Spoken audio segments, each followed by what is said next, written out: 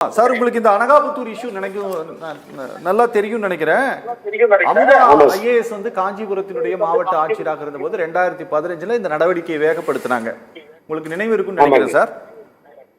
நிச்சயமா சார், இந்த விவகாரத்தை பொறுத்தவரை, இந்த அனகாபுத்தூர் இஷ்யூவை பொறுத்தவரை இவங்க என்ன சொல்றாங்கன்னா, ஆற்றின் கரையோரம் இருக்கக்கூடிய பகுதிகளை இவங்க இடிக்கிறாங்க. ஆற்று உள்ளார வந்து குறிப்பிட்ட காசா கிராண்ட் அப்படிங்கிற ஒரு நிறுவனத்திற்கு காம்பவுண்ட் சொல்றாங்க. சார், இப்படி பாரபட்சமாக நடவடிக்கையை அரசாங்கம் எடுப்பாங்களா? எடுப்பதற்கான வாய்ப்புகள் இருக்கா? சார், இப்போ தோழர்கள் அத்தனை பேரும் பேசுனதை நான் ரொம்ப கவனமா கேட்டேன். இதுல என்னன்னா, முதல்ல அந்த வீடியோ போடுங்க.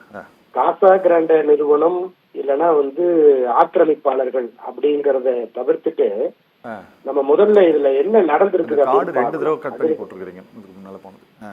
சார். கேக்குதுங்களா? Okay okay.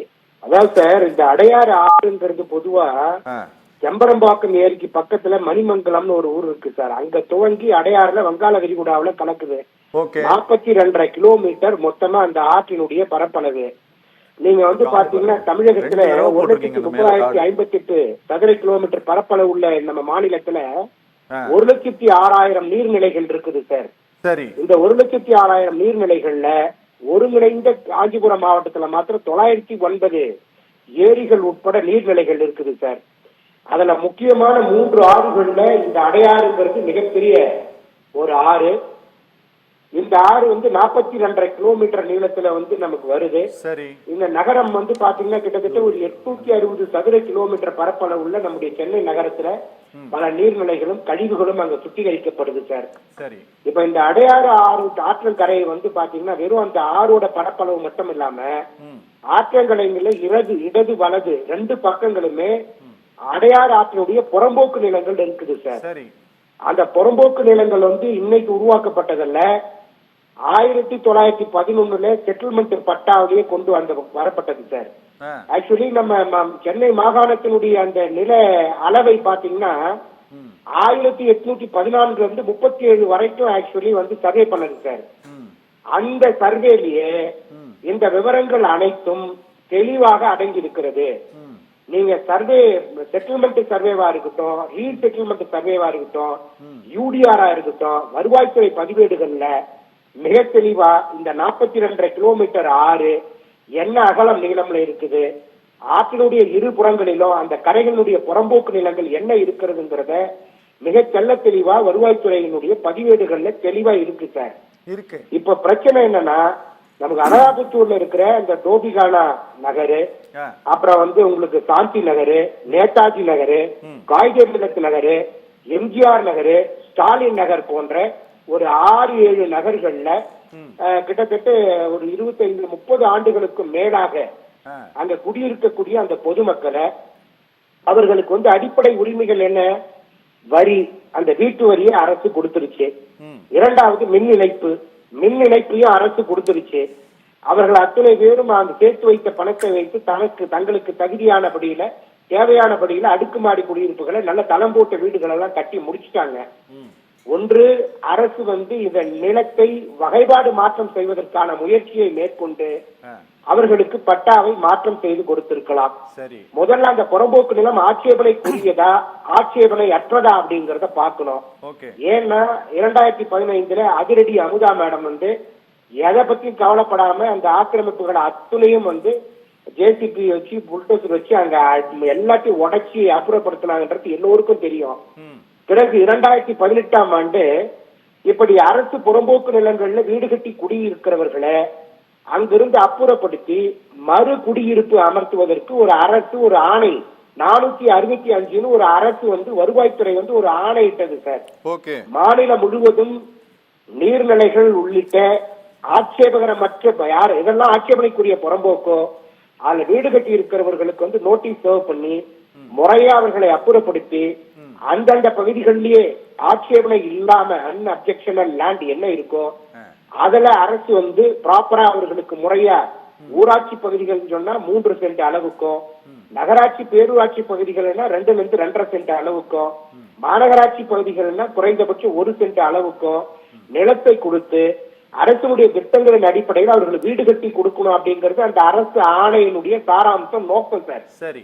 ஆனால் நீதிமன்றம் பல வழிகாட்டுதல்களை கொடுத்த பிறகும் இப்ப நீங்க திடீர்னு இப்ப இந்த காசா கிராண்ட், அதாவது சார் நீர்நிலைகள்ல நீங்க வீடு கட்டுறது தப்புனா மொத்தமா தப்புதான்.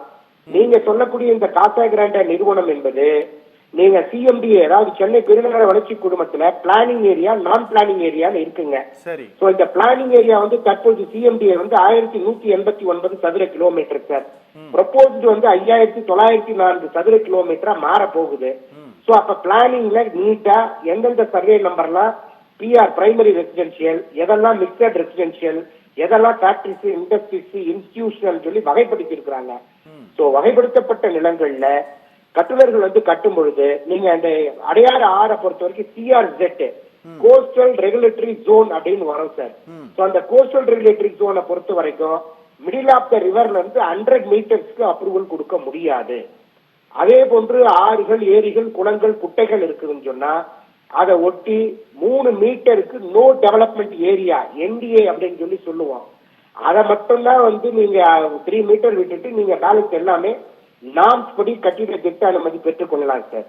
நீங்க இந்த அடையாறு ஆற்றங்கரையை ஒட்டி அவங்க கட்டி இருக்கிற அந்த இடம் வரைக்கும் பட்டா வருதா இல்ல அரசு புறம்போக்கு நிலமா அப்படிங்கறது ஆவணங்களை பார்த்துதான் நம்ம முடிவு பண்ணணும். எது எப்படி இருந்தாலும் நீங்க இப்ப நம்முடைய எனக்கு முன்னால் பேசிய தோழர்கள் அதே போன்று அங்க அகற்றப்பட்ட கிட்டத்தட்ட ஒரு 700 குடியிருப்புகள் அகற்றப்பட உள்ளதாக நான் செய்திகள்ல பார்த்தேன். அந்த 700 குடியிருப்புகள் வாசிகளும் அவர்கள் மனம் என்ன குமுறாங்கன்னா, எங்களுக்கு அருகில் ஒரு கார்பரேட் நிறுவனம், மிகப்பெரிய ஒரு கட்டுமான நிறுவனம் வீடு கட்டுது, நாங்க எங்க அருகில் இருக்கிறதுனால எங்களை அப்புறப்படுத்தினா மட்டும்தான் அவர்களுக்கு அதை விலை கூட விற்க முடியும், நேர்த்தியா விற்க முடியும், உடனடியா விற்க முடியும்ங்கிறதுனால அப்படி அப்புறப்படுத்துறாங்க அப்படின்னு சொல்லி சொல்றாங்க. அது மார்க்கெட்டிங் ஆஸ்பெக்ட்ல அதுவும் ஒரு புறம் உண்மையாக கூட இருக்கலாம், அதுல மாற்று கருத்து இல்ல. ஆனால் அந்த ஆக்கிரமிப்பாளர்களை அவர்கள் அகற்றி எங்கேயோ போயிட்டு நகர்ப்புற வாழ்விட மேம்பாட்டு வாரியம் சொல்லி ஸ்லம் கிளியரன்ஸ் போர்டு முன்னாடி சொல்லுவாங்க. அந்த குடியிருப்புகள்ல அடைச்சிட்டோம்னா எப்படி இங்க இருக்கக்கூடிய சென்னையினுடைய மையப்பகுதிகளில் இருந்தவங்களா கொண்டு போய் கண்ணகி நகர்லயும் செம்மஞ்சேரிலையும் போட்டுட்டு அவங்களுடைய அடிப்படை தேவைகளுக்கு வேலை வாய்ப்பு இல்லாம கஷ்டப்பட்டு பல குற்றவாளிகள் உருவானார்களோ அது போலதான் இந்த பிரச்சனைகளை நேரிடுவதற்கு வாய்ப்பா இருக்குன்றது என்னுடைய பார்வை சார். அதனால அரசு கவனத்தை கொண்டு அவர்களை அப்புறப்படுத்தும் பட்சத்துல அருகிலேயே இருக்கக்கூடிய ஆட்சேபகரமற்ற புறம்போக்கு நிலங்கள்ல அரசாணைப்படி இப்ப கூட அதே அதிரடி அமுதா மேடம் தான் ஒரே ஒரு நிமிஷம் வரேன் உங்ககிட்ட, திரும்ப வரேன் ஒரே ஒரு நிமிஷம். நடந்திருக்குது அப்படிங்கிறது இவர்கள் வைக்கக்கூடிய குற்றச்சாட்டு சார். அது எந்த சர்வே நம்பரா இருந்தாலும் சரி, அதையும் இந்த அரசு கொஞ்சம் கன்சிடர் பண்ணி இதுல நம்ம தப்பு பண்ணிருக்கோமா இல்லையான்ட்டு பாப்பாங்களா சார் இவங்க?